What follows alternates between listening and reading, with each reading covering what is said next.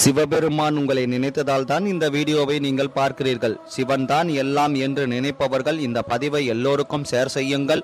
நீங்கள் எதை செய்தாலும் அதில் தடையாக ஏதாவது வந்து கொண்டே இருக்கிறது. எப்போதுதான் விடிவு காலம் வரும், நல்ல நேரம் வரும் என்று நினைப்பவர்களா நீங்கள்?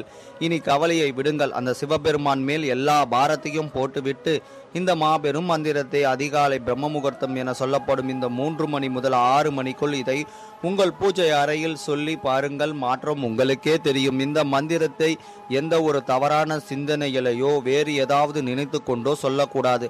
அப்படி சொல்லும் போது ஒரு சிலருக்கு வேண்டுதல் நிறைவேறாது, ஒரு சிலருக்கு பலிக்காமலேயே போகும். சிவன் என்றும் உங்களுடன் இருப்பார். எதையும் சரியாக செய்தால் ஒழிய நல்லது நடக்காது. அதனால் சரியாக புரிந்து கொள்ளுங்கள். இந்த மந்திரத்தை சொல்லும் போது தடைப்பட்ட காரியங்கள், கல்வி, வேலை வாய்ப்பு, முன்னேற்றம் எல்லாம் கிடைத்தே தீரும். அதுவும் இந்த மந்திரத்தை சுப முகூர்த்தம் என சொல்லப்படக்கூடிய பிரம்ம முகூர்த்த நேரத்தில் சொல்வது அநேக பலன்களை அள்ளித்தரும். உங்கள் வீட்டில் நீங்கள் காலை குளித்துவிட்டு பூஜை அறை சென்று சுவாமி படங்களுக்கு முன்பு பூக்களால் அலங்காரம் செய்து ஒரு நெய் தீபம் ஏற்றி அமர்ந்து இந்த மந்திரத்தை கூறுங்கள். இந்த மந்திரத்தை கூறும் முன்பு எதற்காக நீங்கள் வேண்டுகிறீர்கள் என்று முதலில் முறையிட்ட பின்புதான் இதை கூற வேண்டும். அந்த மந்திரம் ஓம் திரியம்பகம் யஜாமி சுத்ரம் புஷ்வர்தனம் சிவாய நமக.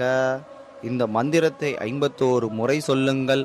அந்த நாளில் உங்களால் முடிந்தால் யாருக்காவது ஒருவருக்காவது உணவு வாங்கி கொடுங்கள். சிவபெருமான் நிச்சயம் உங்கள் வேண்டுதலை நிறைவேற்றுவார். முழு மனதுடன் சொல்லி பாருங்கள். ஓம் நம சிவாய.